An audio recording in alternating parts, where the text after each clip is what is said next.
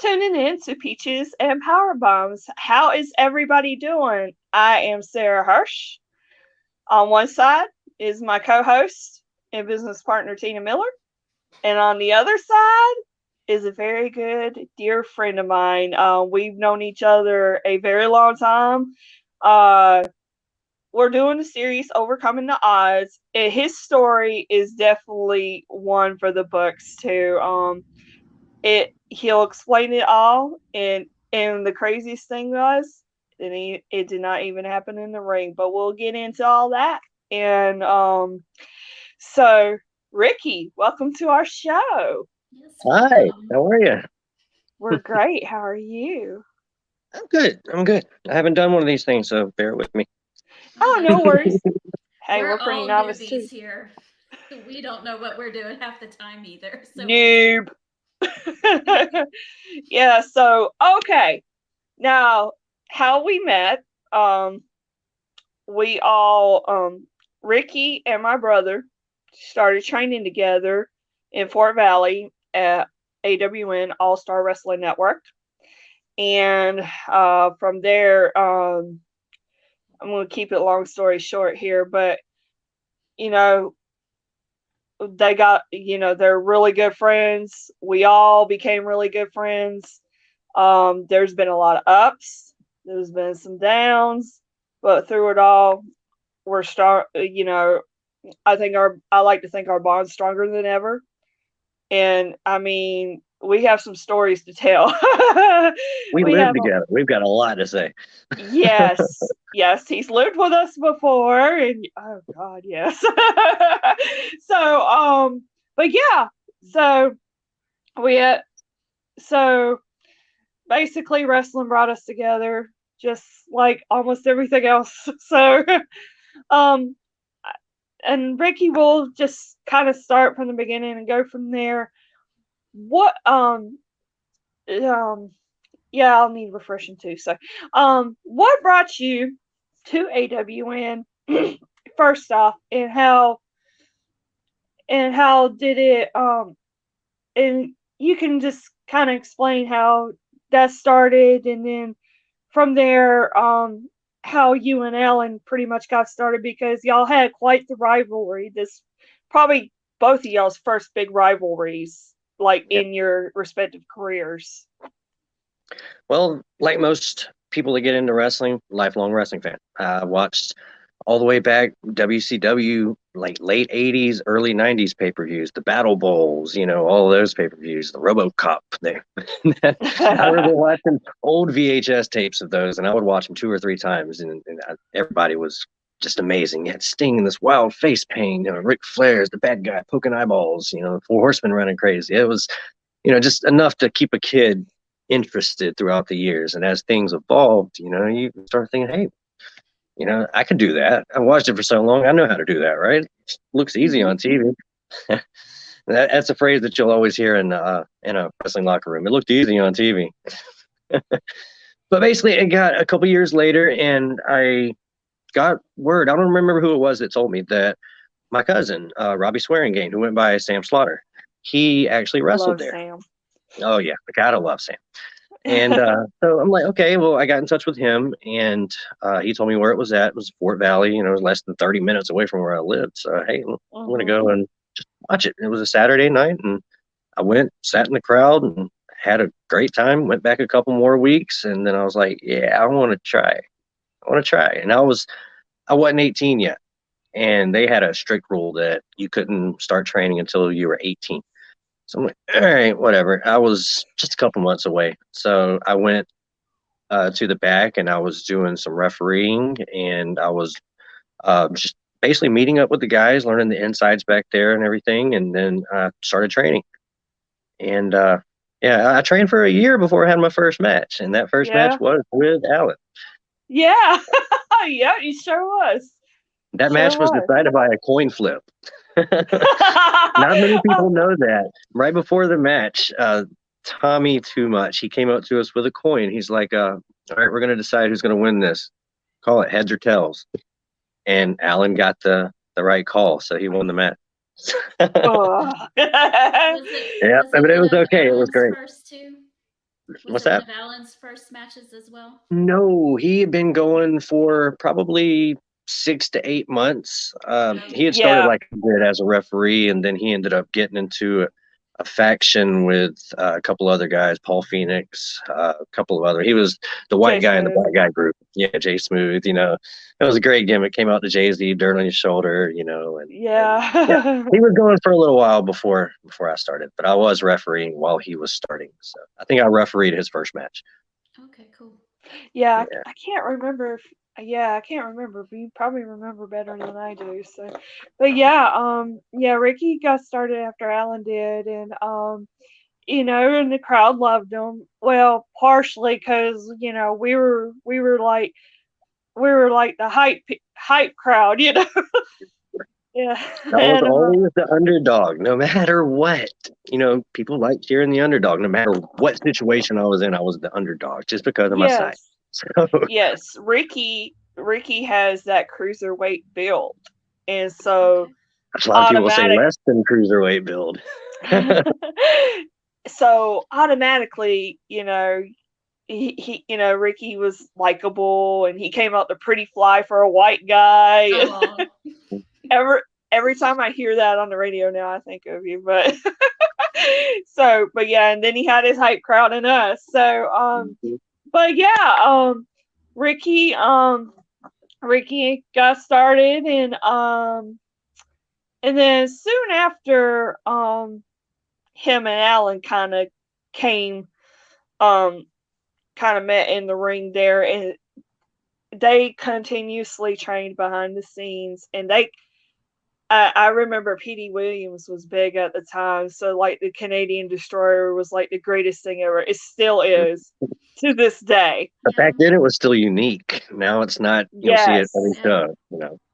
Yeah, you see it almost every week on AEW now. Yeah, it's unfortunate, and just like I saw it last night, somebody kicked out of it, and I Hmm.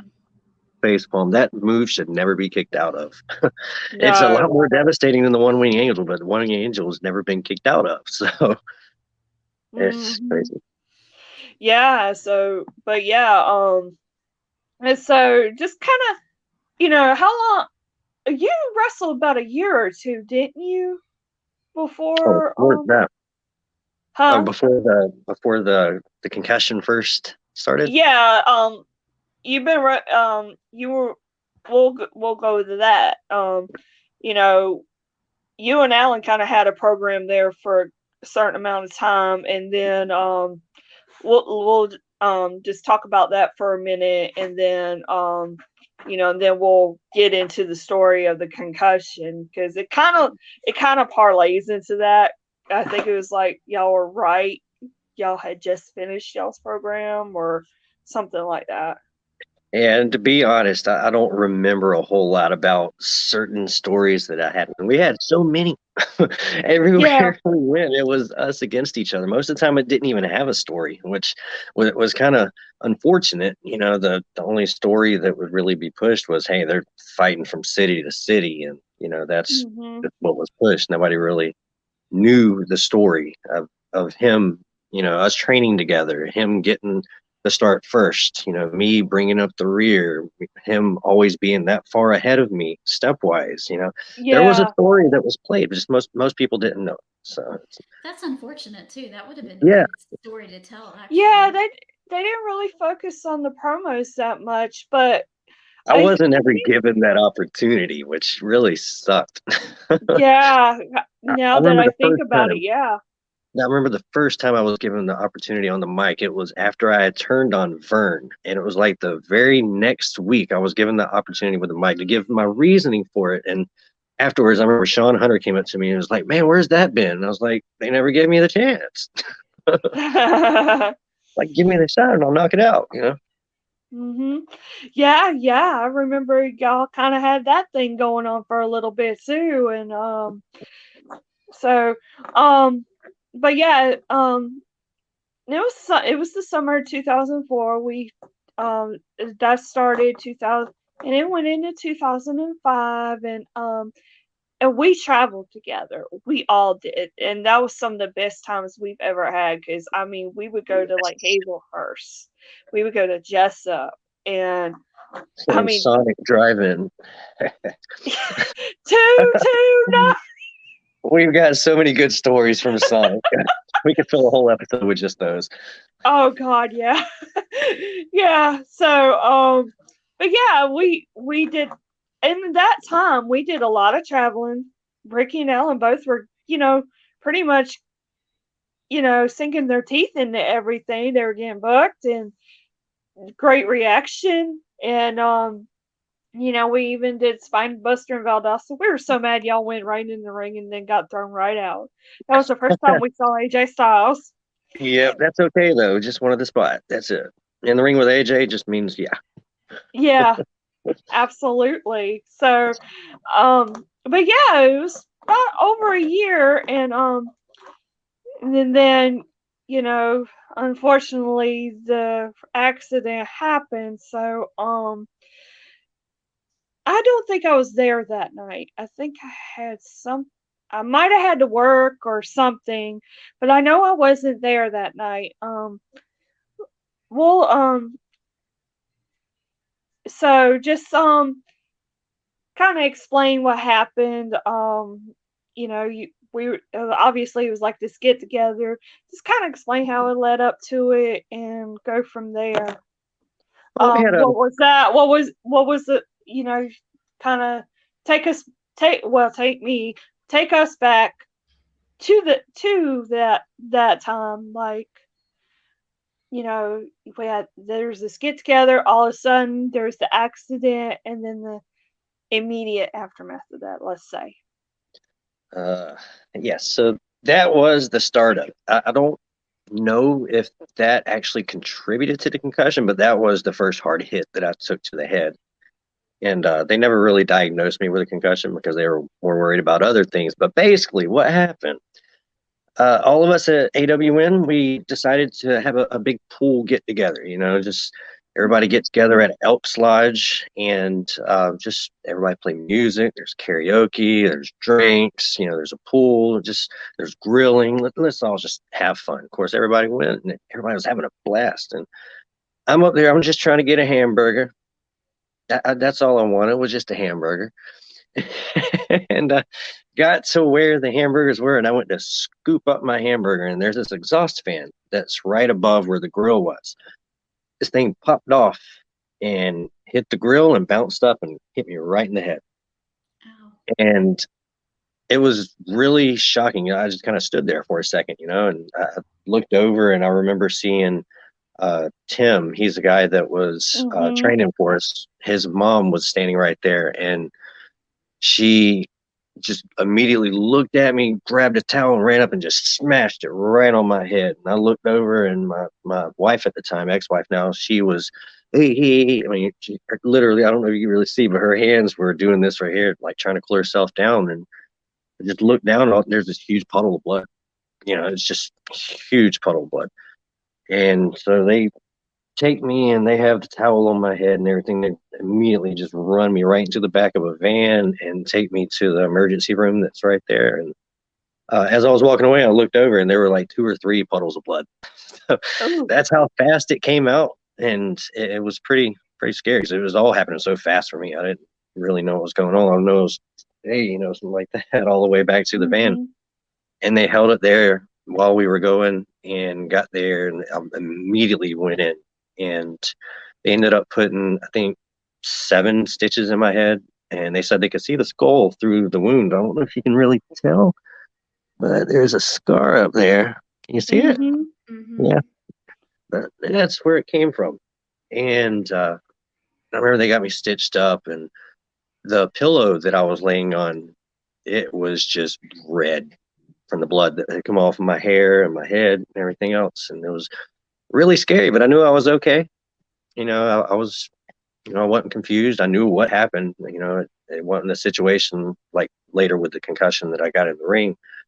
So they patched me up, put a big old bandage over my head over the stitches, and I went back to the party and grabbed a beer. I remember getting out of the van and people saw me, and literally everybody just stood up and started clapping for me, and Oh. it was really humbling when they did that. So it made me feel really good that everybody was that worried. But, they had I cleaned was everything up. thinking. So. Okay, so I was thinking that was the reason why you couldn't wrestle. So something else happened. Mhm. So you're saying something else happened. And do you In think the ring. in the ring? Okay, forget what I said earlier. But I mean, it's did, possible did that could have contributed, but it was just never diagnosed then. okay, yeah, that was my next question. Do you think it contributed to that? And but yeah, so what actually okay, so what you actually continued to wrestle after that. This has been like 15 plus years ago, so time has passed. So um but so we had that accident and Hmm. then you were you how soon did you wrestle after that? I was still a referee then, actually. So You were? we had a show later that night, and I ref that night. Did normal two or three matches in a regular referee. Because I remember I'd go out there, and a couple of the fans had asked me, what happened? What happened? And I'd tell them I got attacked by a rabid fan. And it worked out with me being a Literally. referee. Yeah, it worked out. So, I was but yeah, that was thinking while I you was had still a been referee. doing that a while and then the accident happened. Okay. Yeah, it's been that So, long time. okay. Wow, The gosh. concussion itself, that happened a couple of years after I started. It was a match against Cold Cash. Um, Hmm. he trained with us at AWN. He was good. He probably got into the ring a little bit too early, but he was still good. He bumped for people, he sold for people, he could do moves, but he was really overzealous on a lot of things. He put too much into things that he didn't have to. He went too fast on things that he didn't have to. Hey, there's a cat. How you doing? Hey. Yeah, there she is. She just had two babies. She's gonna, you know. Aw. Where's Mina when you need her? Oh, I know. She's She jumped up somewhere. here and wanted to see me. But yeah, it was a match against him, and there was a part of the match where he did the catatonic slam, the move that Chris Harris used to do. Get him Hmm. kind of like that, and then take him around right into like a rock bottom. And I over rotated on that and landed just square on the back of my head. And it was all my weight on there, plus all of his weight. And he was, going down as hard as he could instead of just going with it. I was going to make it look good, so don't put too much into it. But he did put too much into it, and I over rotated. So I would put it more on me for over rotating. I could have tried to hold myself back a little bit more, but I tried to make things look good. So it was error on my part, and I landed on my head. And I don't remember anything about the match, but I remember you had two clips on your phone. One was that move, and then one was the 450 at the end of the match. Mm. I did the 450. I went through the whole match, and I actually talked to Simon about the match afterwards because he was doing commentary. And Hmm. he said after that spot happened, after the canatomic happened, it was like my body just went on autopilot. And I remember the video that you had on your phone of the 450. That was probably the prettiest 450 I'd ever done. Probably I know. because Go I figure. wasn't overthinking it. It was, Right, he right. said That's I what was I on was just about to autopilot. say. Yeah. You So probably it were just worked able out. to do it. Yeah. But I remember some of the footage of that match afterwards. Somebody had video of it. It may have actually been Jennifer. I'm not really sure, but somebody had footage of it. After that move, I pretty much held the back of my head for the rest of the match. I won it with that perfect 450. I didn't raise my hand. I didn't look towards the crowd. I didn't do anything except I just rolled out of the ring and walked straight back to the dressing room. And I didn't know I had a concussion. All I knew was that I was on autopilot. I didn't know what I was doing. So I So got you back knew there. something was And, wrong immediately. right, right. I knew something was wrong. So I got back there and I sat down and I'm just kind of in a daze. And our medic at the time, Jimmy, he came back there with the his flashlight. He knew something was off because I didn't react to the crowd at all. And so Hmm. he came back there. He looked in my eyes and he's like, "Yeah, you got a concussion. You need to go to the hospital." And luckily, that Fort Valley Hospital, whatever it was right down the street from us. It was less than a mile Yeah, it down. was just down the road. Yeah. Yeah. So I remember I went there and I had developed a headache, and we probably sat in the waiting room for 3 or 4 hours, and they never took us back, so we just left. And I never went back to that place after that, just because of that.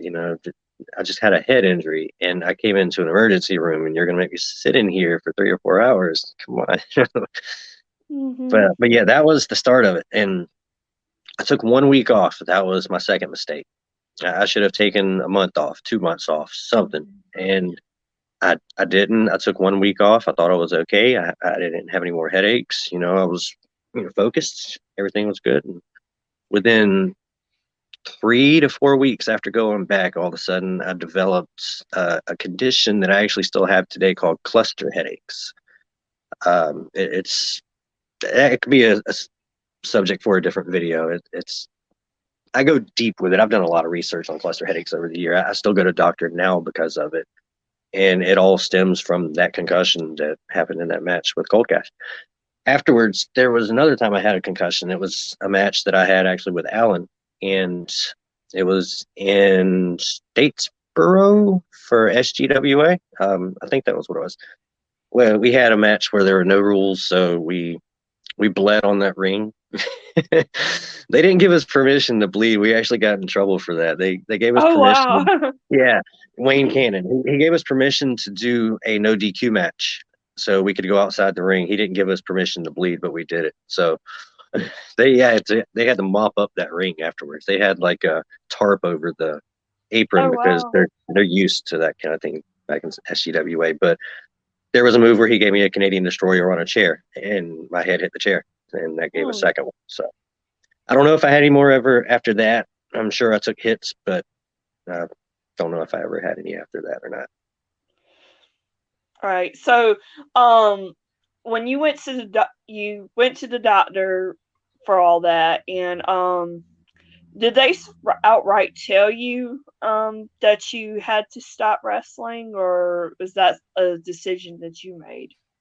The first doctor I ever saw for it was a neurologist in Macon, Georgia, um, Dr. Bolcha. I remember her.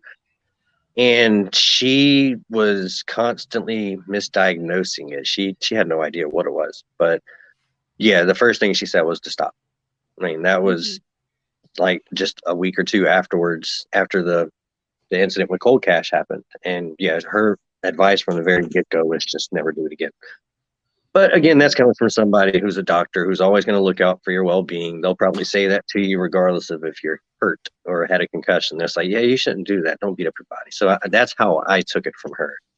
Hmm. Okay, so did you go against that decision and continue, or did you heed to it and Well, after the big headaches started, the cluster headaches, I did take at least a year off. I remember it was at least a year. And when I went back, I wrestled for probably about a month and a half, and the headaches came right back. And so I stopped again. And this time it was for probably 2 years. And, I felt good. The headaches had gone away. The headaches were a situation where it's connected with the hypothalamus in your brain. So it's basically on your internal clock. And it would come certain times of the year, but there were things that I would do that would trigger it to come early. Wrestling was one of them, taking bumps, that ringing action in your head. So it was a situation where as soon as it started back, I knew exactly what it was. The cluster headaches, they only happen on one side of my head. It's the biggest pain that I've ever had. There's a lot of websites that call it the um, most painful condition known to medical science. There's been a Oh couple of wow. articles say that. Yeah, it's pretty intense, but it only lasts for a little while. It'll come nightly at most, sometimes every other night, and they could last as little as 30 minutes, or it can last up to 3 hours. When it first started, it was a lot worse. The pain was a lot worse. They would last for a couple of hours for each bout, and I would just have to lay down in bed and hope to fall asleep and hope to wake up without it. And I did. And basically, the cycle would last anywhere from a month or so to 2 months of having the daily headaches at a certain time. Usually, when it first started, it would always get me as soon as I would get home from work, which was around 6 or 7 o'clock, and I would get relaxed for the first time for the day, and all of a sudden it would start coming. And as I've gotten older, though, for the past, I don't know, 6, 7, 8 years or so, it wakes me up in the middle of the night. And it Mm. never comes in the middle of the day. It comes as soon as I go to sleep, an hour or two after going to sleep. Then I wake up with one. And it happens so sudden that over the counter medicine doesn't work because it just doesn't kick in enough time. Over the years, I have learned a lot more because I've gone to different doctors. My doctor for it right now, he's got a history with cluster headaches. So when they happen again, because it's going to happen again. It's one of the things that just doesn't go away. So when it Mhm. happens again, he's going to prescribe me the number one medicine for it, and which is oxygen. It's basically inhaling 100% oxygen. It increases blood flow, and it aborts the headache before it can last 30 minutes to an hour. So fingers crossed that this is actually going to work. We're going on this for a lot of years. The concussion was in 2007. Wow. So Okay. here we That's a are. long Here we time. are. 2021 now. 14 years that I've had these Okay. Yep. cluster headaches, and I might have some treatment. So I'll keep you updated on that. I hope so. Yeah, Yes. because at one point, I remember I checked in with you one day, probably on MySpace or something. But I Days. remember, Ooh, I that's a remember long time you. ago. I know, gosh, I know. At one point, you had told me that you were. I don't know if you were in talks with Chris Nowinski, or somehow y'all were communicating.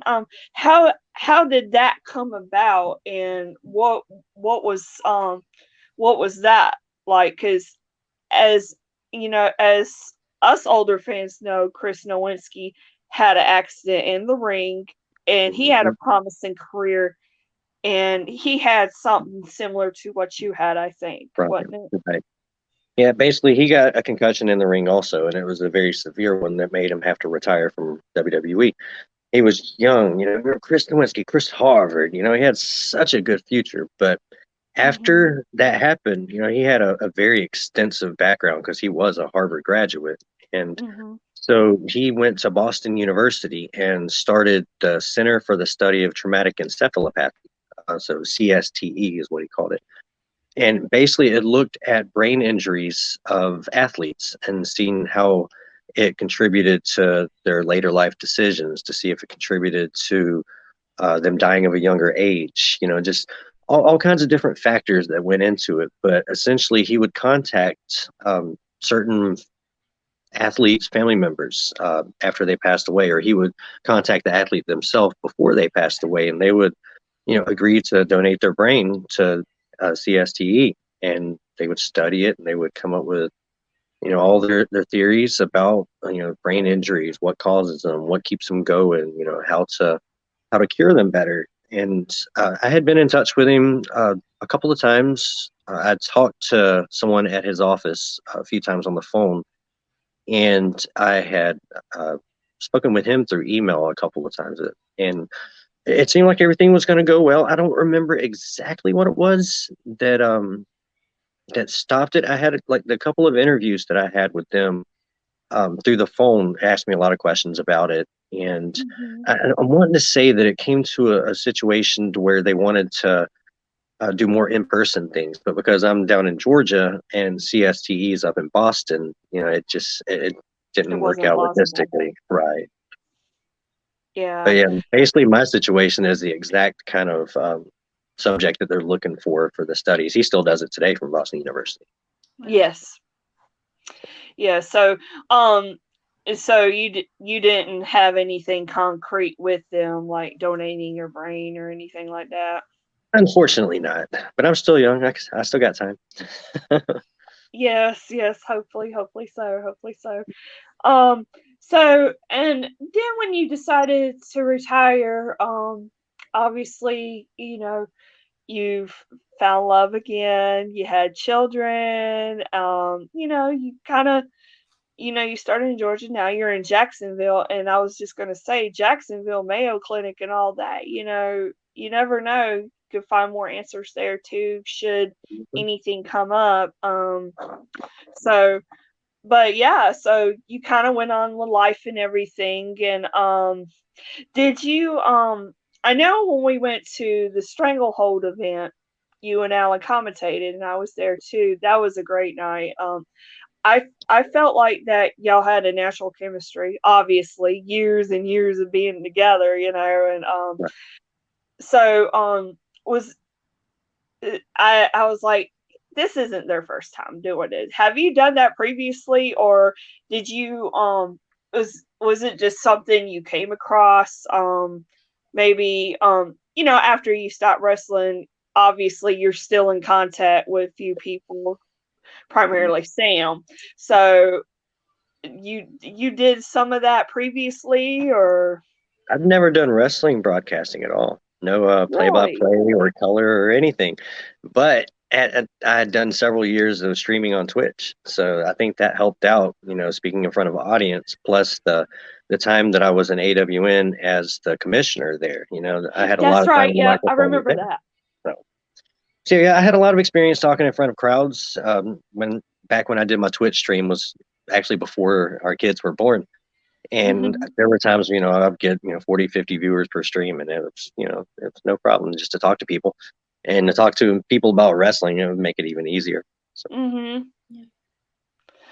Yes, yeah, that was a lot of fun. And is that something you'll consider in the future, like maybe doing that, or end if you end up like coming across a promotion down there, and you know, yeah, I mean, yeah, definitely. That's actually one reason why I went up to the Stranglehold show, just to test it out because, I know I'm decent with words, I know wrestling moves, I know people. So I don't know. Let's see what I can do with it. That's why I went up there. I did it with Alan, and I was planning on going back every week, but then they didn't pay me. So, you know, and I'm not one of those where you have to pay me, but I drove a long way and they told me they were going to pay me and then they didn't. So I didn't want to go back after that. yeah, I don't know if they had any shows after that or not, because I know like a lot of times I'm working now because we're older. We have more complicated schedules now. Yeah. um, And for me, it's not even about the money. I mean, half my time wrestling, I didn't even get paid. I mean, everybody knows yeah. AWN didn't pay people besides, a handful of folks. And Hmm. so it wasn't about the money, but they told me they were. That made it about the money. They told me, all right, you're driving from wherever it was I was living, Albany, I all the think way up you to did Fort live in Valley. Albany at the time. I was really Yeah, surprised you were there. I and didn't that's expect probably you.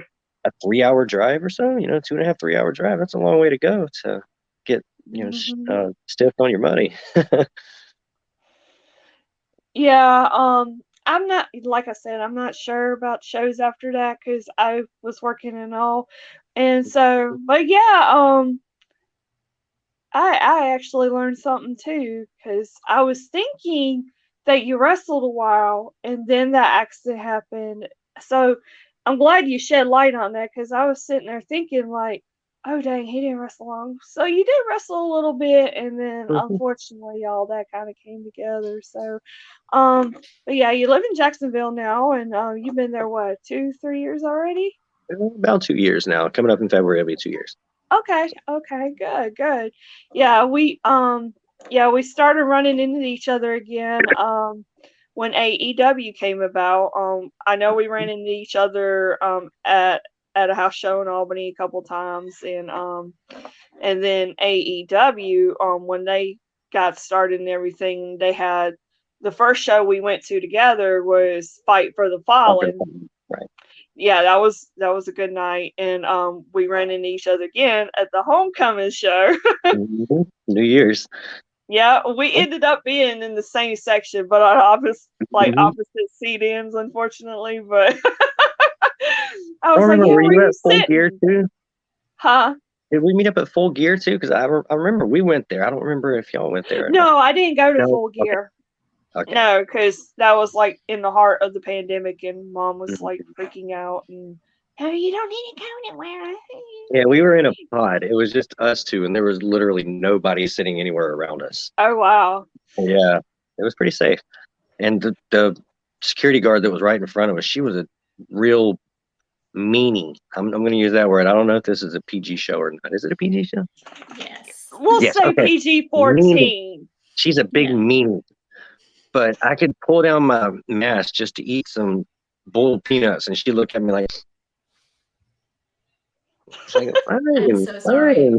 I'm sorry for eating. I'll eat through my mask next time, you know? But Mm, yeah, it was very strict. They closed down all of concessions except for yeah. one.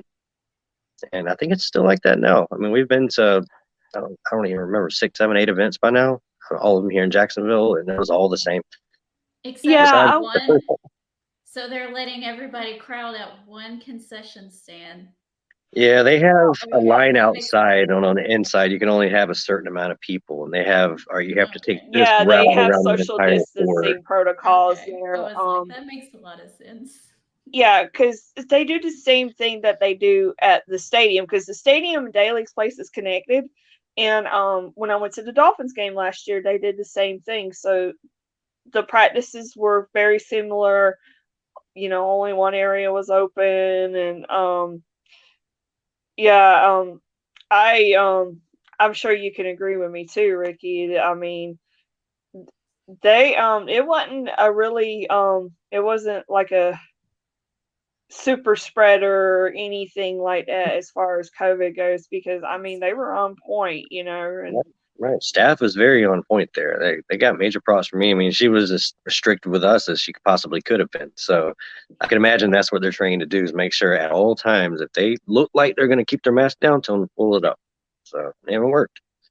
mhm, yeah. So, but yeah, I just I'm glad you came on because it kind of shed light on things, and and this has happened for a lot of people. I mean, over time, and being that you were in contact with Chris Nowinski at one point, were you in contact with anybody else that might have reached out, heard about your story, or anything like that? Probably not, because for the most part, I didn't really know much about it then because I didn't Mhm. know that it was cluster headaches. All I Mhm. knew was I just had really bad headaches, and it wasn't until after me and Tabitha married that she was looking it up one day and just happened to run across, hey, cluster headaches. This is a cluster headache, and she was reading through it, and every single symptom described me perfectly, including Oh how wow. often they come. And so I read it, and it was scary reading through it because it was like, okay, so this is a name for this that I've been dealing with for 6, 7 years and didn't know what it was and couldn't get answers from anybody, including doctors. Because one of the biggest problems with cluster headaches is it's misdiagnosed.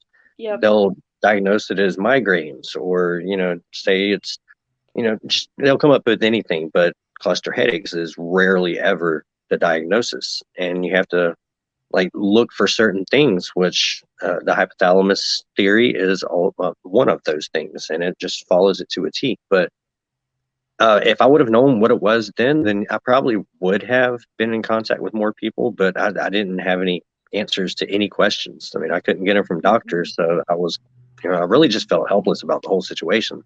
Yeah. And Yeah. then once I found out the name of it, and I was able to talk to a neurologist about it, and I told him, look, I think this is what it is. And so he Mhm. asked me questions, he did tests, and he's like, yeah, that's what it is. Exactly what it is. And the amount of relief that I felt That's what just I was knowing just the gonna name ask. of it Right. was, yeah, it was just like a weight off my shoulder just to know that there's somebody out there that understands because, it's a rare condition, but there are other people besides me that go through it. And I didn't know that at the time. I just thought I was really unlucky. So, Yeah, it's understandable too because I can relate to you. Even though we don't really get to talk as much anymore. The same similar situation happened with me. I found out 5 years ago I had premenstrual dysphoric disorder, and that's like PMS times 1,000 or ooh, infinity. Yeah, and that explained the back problems, the mood swings, because you knew I had some mood swings. He lived with me. He knows all mhm. about them. I had mood swings, all this stuff. So yeah, and it turned out I had a situation, got in a fight with a couple friends, and I was literally falling apart. And And then when I had went to church one night and TMI started, and I was like, there Here we might go. be a connection with that, and I looked it up, and I remember messaging Sherry, a friend of mine, and I was like, tell me what you think, and she goes, you need to see a doctor as soon as possible. And it took me a while to get the right doctor, and that's important. Mm-hmm. You Absolutely.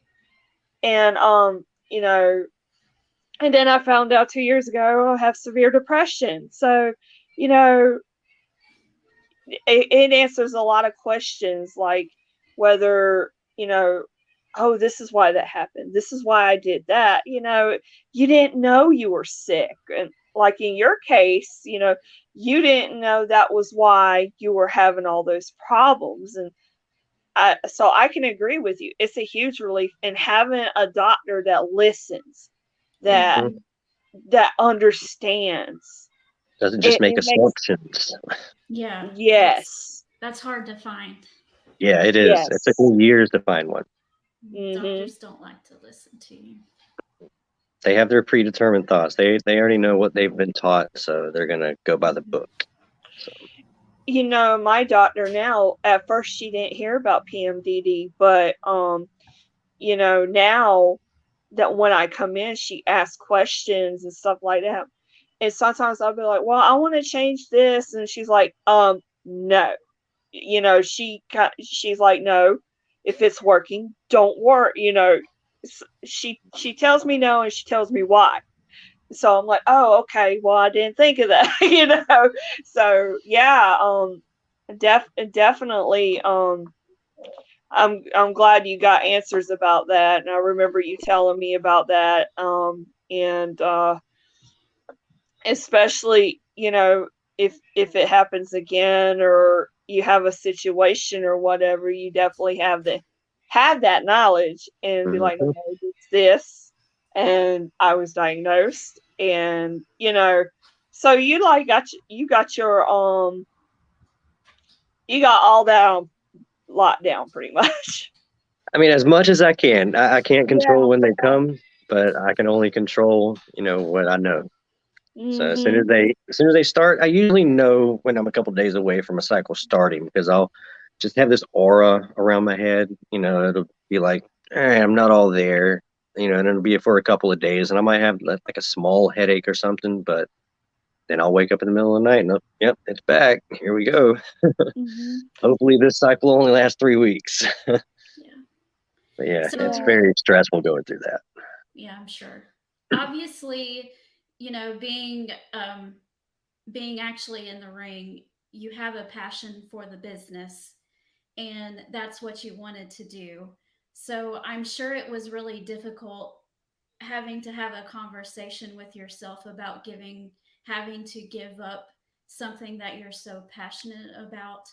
Um, did you don't have to if you don't want to, but because we're doing this thing about mental health as well. So I was just wondering how that process happened. And I'm sure it was extremely difficult for you. That's a great question. To be honest with you, I don't know if I've even admitted it to myself yet. I mean, I kind of know that I won't be able to wrestle again, but I still have that in the back of my head that you never say never. I mean, Right. we've seen people over the years that were told never, and then we're Right. seeing it back in the ring now. So, I mean, I got a lot wrong with me besides the head. Um, I mean, I got the arm injury going on here. I got some back problems that stem from wrestling. So, I, I guess I should go ahead and just admit it that it's not going to happen again. I kind of know that it's not, but like the whole never say never deal. So it hasn't been that difficult on me because I've just accepted it over the years that I would rather not not take the risk than to take the risk because the Right. risk itself I already know what the consequences are for it, and I don't want to make it any worse than it already is. So Right. And you have a family and you have children and you need to be around for them. So, and that's probably the number one reason I would want another match is just so they can see it. Because I yeah. Yeah. mean, my wife, she had only seen like two or three of my matches, and that was after I had just taken a couple of years off. So she didn't never saw me when I was at my best. So, but Mhm. probably won't be able to now. But it's okay because I wouldn't have asked for anything else in the years that I wrestled. I loved doing it. I think about it all the time. How it was just so fun going show to show, city to city, and going through the Yeah. curtain and Mhm. hearing people. That adrenaline rush from wrestling, that is just unlike anything else that I've ever experienced. So I wouldn't change any of it. I mean, obviously, I would prefer not to have the concussions, but that's part of the game. I knew what I was getting into. Right. So, Mhm. And yeah. I'm guessing you wrestled predominantly in Georgia, right? Yes, Yeah. yes. And this is called Peaches and Power Bombs, and we're all peaches here. So I think that Georgia has a very unique wrestling presence, and our shows are a lot different than everywhere else. I think we're very connected to the people who perform for us. So I'm sure that was a good experience for you. At least I hope so. Anyway, Yeah, I've watched a couple episodes. I can tell how you guys connect, and that's always a good thing to connect with the audience. right. To make it Yeah, it personable was and makes it where people can relate. So, Mm-hmm. exactly, and it's kind of funny too because I was thinking like, well, Tina's more up by Marietta, Atlanta way, and I was more down south, so it was definitely different in terms of that as well. So Yeah. I think we learned from each other as well. You know, she goes to Southern Honor, she's seen all kinds of stuff up there, and then with the little experience that I had, but it's so funny how just something simple going to Fort Valley and watching it became something much bigger. Um, the promoter for AWN passed away from COVID and I think pneumonia earlier this year, Mike Money, Sad. and I feel like it really hit then how much it meant to everybody. I mean, we all didn't get along, wasn't like we were one big happy family. Some of us didn't get along or whatever, but the common thing was, Fort Valley was special. I mean, it might not have been Southern Honor or anything like that, but Fort Valley in the middle of Georgia, we had some notable names there, Ron Simmons, Jake the Snake, but Betty V. but I feel it was a very special time. It really was, and Mike Mike Money had a lot to do with that, and so it just kind of makes you appreciate that. Yeah, I used to always call Mike Money Dad. Every time I see him, hey, Dad. And he's like, hey, son. It kind of worked out because he's money, I'm silver. It kind of goes hand in hand. Yeah. Yeah, Right. see? You just needed somebody named Gold there with you. That's right. It's like Vince McMahon and Mr. Kennedy, they could have been father son. Right. Uh, yeah, yeah, for sure. Yeah. Um, when you were saying that, you kind of more or less accepted it and terms of retirement or whatever, there has been a lot of strides in that kind of technology since then, because Mm. we've seen cases of Edge, Daniel Bryan. Those are probably the most notable. But when that stuff happens and they really have to retire and address the fans and everything, did you find yourself relating to them, and also, is there anybody else that you would relate to in terms of wrestling about that? Well, as far as the first question, I related so much to both of their announcements. Also, Paige's announcement that she Right. did, I related so much to him that I had tears come to my eyes because I could feel their words because I had You've been experienced them through it. myself. Right. Mhm. So I knew what they were saying and their situation. I mean, to me, I could see their situation as being more of an issue because Edge had big neck problems. He don't want to get paralyzed. In my situation, I wasn't going to get paralyzed for going back. I just might get a little bit cloudy. Something like that. Well, that's Uh, the reason why they asked Daniel Bryan to stop was because of the concussions. So right. Hmm. He those also had some little, back problems too, but the yeah, concussions were the big thing for him. But he had taken so many concussions over a short period of time that were documented, yeah, and his situation was worse than mine too, just based off of the sheer number that he had, and not knowing how many other ones he had. I mean, from the years wrestling in Ring of Honor, where they literally kick your head in, like yeah. his catchphrase now, and that's the style he's even gone back to now. So that hard hitting style, I did it for a little while, but after the first concussion, I wasn't really able to. I still wanted people to hit me because I was going to hit them. I mean, at my size, at the most I've ever weighed is 155. Currently it's 135. That was about what my wrestling weight was. So I mean, I'm always the small guy, so I have to hit hard. And if people didn't hit me, I wasn't going to sell it because I didn't know if you connect or not. I'm not going to, sell something that you didn't connect with because I don't want to look stupid. So they had to connect with me, and I wasn't going to tell people to lighten up or anything. But as far as the really stiff, like how I started wrestling, I wasn't able to do it anymore because I didn't want to take it. Yeah, I can Self understand that. preservation. But yeah, when I first started, I was as stiff as anybody just because I had to. You got to make yourself legitimate. And as a guy my size, I can talk in the ring, yeah, but if I'm not making it look like I'm causing damage to somebody, nobody's ever going to believe me. So Hmm. I had to legitimize Absolutely. myself by doing that. Okay. Yeah, I don't think I have any more questions for you. Do you, Tina? As far as Um, I was just gonna ask him how he thought, what he thought about the current product. You know, yeah, since he's kind of with us civilians now. Yeah. yeah. Well, I don't watch WWE anymore. I I have don't not blame you watched one them. bit. I It's can't even tell you the last time I watched a Raw or SmackDown, and it's been at least 2 years.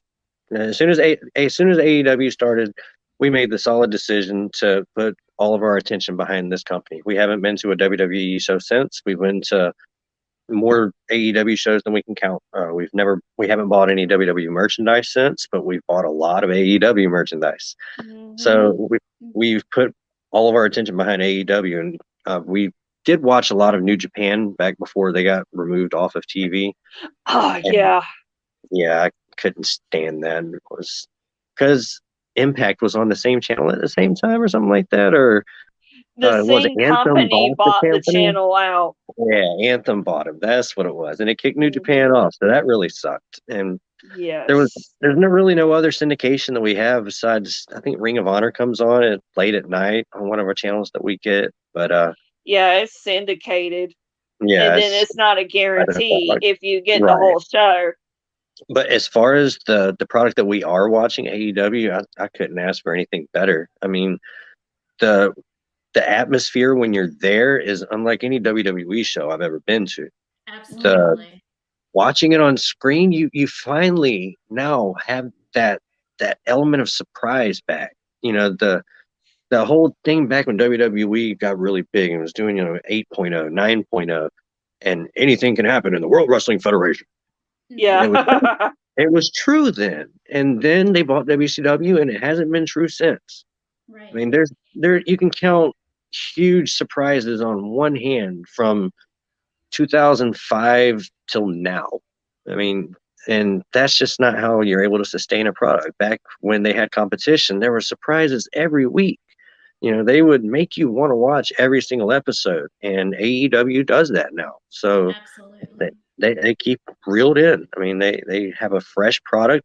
No matter if they're bringing in all these WWE guys, I see a lot of criticism saying, "Oh, WWE gets in trouble for bringing in all these old guys, but AEW does it, and it's fine." or AEW's bringing in these WWE cast-offs. And like the reason that it's different is because in AEW they have a lot different writing. They're actually going to be used right. Hmm. Mark Henry's not coming in there as a wrestler.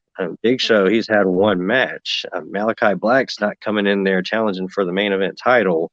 They're using people right. Even a CM Punk, what's the first thing he gets in there? Does he elevates Darby? The Yeah, young. absolutely. Yeah. Mm-hmm. It's not WWE where they're bringing in Goldberg and he's getting a title shot in his first match in 2 years. I mean, Right. Right. there's a clear difference, There and the is. way that they use people is why it's different. Why it's okay for AEW to try to sign Bray Wyatt. Why it's okay for them to get Daniel Bryan or Bryan Danielson because they're going to use them better. Well, It's going to be a refreshing story because they're going to wrestle people that they haven't wrestled for the last 3 months straight. Yeah. AEW is also still a business. So, Hmm. of course, you would want to bring Brian Danielson and CM Punk in if they found a Yeah, Exactly. calling. duh. I Yeah, if mean, you're trying to make yourself as one of the top organizations in the world and you're not going after the top talent available, then you're not a top organization. Sorry. Bray Wyatt's out there. They're wanting to get him. If they sign him, great, because he's probably the biggest free agent out there right now. that would But be Mhm. like a to basketball criticize team. them, Yeah. That would right, be to like a criticize basket. them, Yeah. just it It's doesn't make any sense crazy. to me. That would be like a basketball team if someone played as well as Michael Jordan and had all that publicity and stuff, and they said, "Nah, you used to play for them, so we don't want you." I mean, Hmm. who would do Exactly. that? That's so crazy. And as far as the Yeah. money, they have plenty of money to pay these guys. I mean, it's a long-term investment, and it's starting Yeah. out great. Yeah. I mean, I'm so proud of AEW and all the work everybody has put in, and you know, even Danielson made it a point. People like Jungle Boy that's been there for the beginning, and MJF and all them. That's what that's what the company really is about. Yeah, They believe in something and they're doing everything in their power to make it happen. And you know, when you think of where everybody was before, like Cody and all that, you just can't help but smile because it's like, wow, you would have never known that years ago. And Mhm. I know if Dusty was alive, he would be so proud of Cody. Like But Cody and Dustin. Yeah. yeah, I mean he learned from one of the best. yeah, yeah, And it was like the stars aligned. And Tony Khan was a big wrestling fan. Obviously he's got a ton of cash. And I'm just happy for them. And yeah, yeah. you know, maybe I could maybe one of these days, Ricky, I can somehow end up in a wrestler parking lot again. Maybe we can work our way backstage and maybe a job. I am down with that. Be like, okay, just and it was Look completely like you innocent. belong. Hmm. Yeah, Sorry, we didn't know what we were doing. We just That's happened to like be here. have y'all ever heard Paul Heyman talk about how he got in the wrestling business? I When he think hustled Vince McMahon Sr. Yeah, he BS'd his way all through it Yeah, to it was uh-huh. I've heard his whole do something story, how like he that. told it. He went backstage and told Vince McMahon Sr. that he was like a publicist or A interviewer or something like photographer, that. yeah. ah, Yeah, and got backstage and then stayed there, kept going back, and all of a sudden he was on the inside. He was just this young boy from the Bronx. It's a great story. It Great is. story. It is. yeah. Everybody has their stories, and but yeah, it is an idea now. You never know. But I get press releases from AEW and stuff. I'm on the like media list when I was from the floor seat because I try to get credentials and they're like, oh no, sorry, we already exhausted them. Oh, I tried. I'll And get you so next time. yeah, so but yeah, Scott, even after the injuries and everything, you're still doing good. Mm, There's still, there's so much opportunity. It's just, in this, written, if it's written in the stars, it'll happen. If not, but yeah, I mean, it's amazing that you found out what you had and just, when you have even something simple, it's life changing. And, yes. that's, even even we do day-to-day things, you're still overcoming that because I could have easily lost my battle, or maybe Ricky would have, because I've seen Ricky when he was down.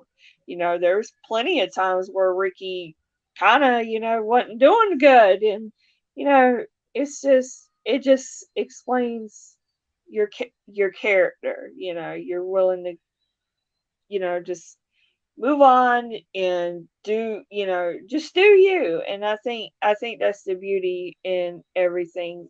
I know people that I went to school with, they have cancer right now or something. You just it really things like that really test you.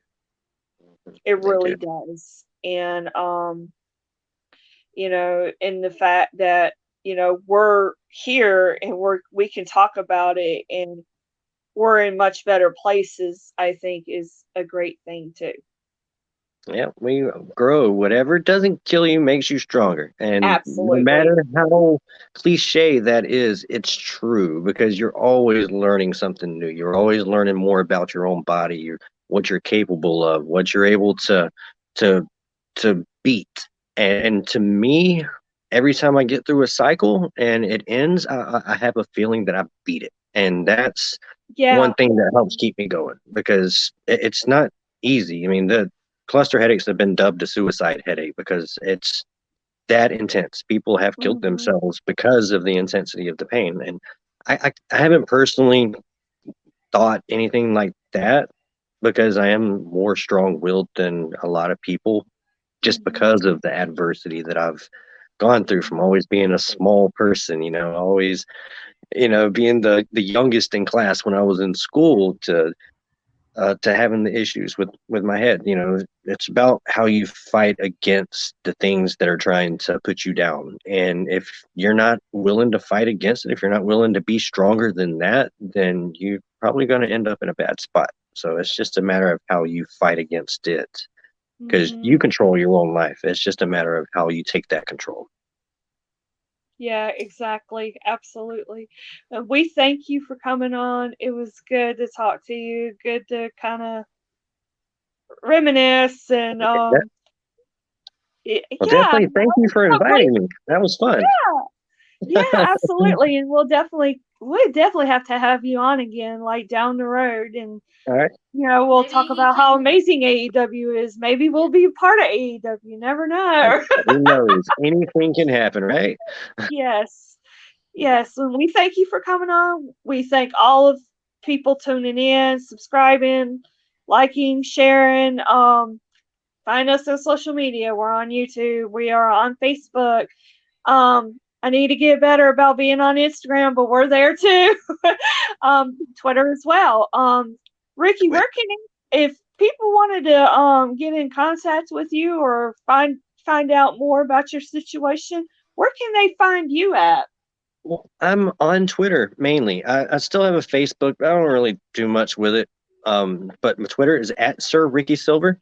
I will warn people though, it is a little bit political on there. So if you're not a political person, then it's probably fine. But if you are a political person, you might not agree with me. So just a little warning label right there. Yeah. And again, we thank you for coming on. Thank you for your time. And till till next time. All right. Well, it was fun. Thank you for having me.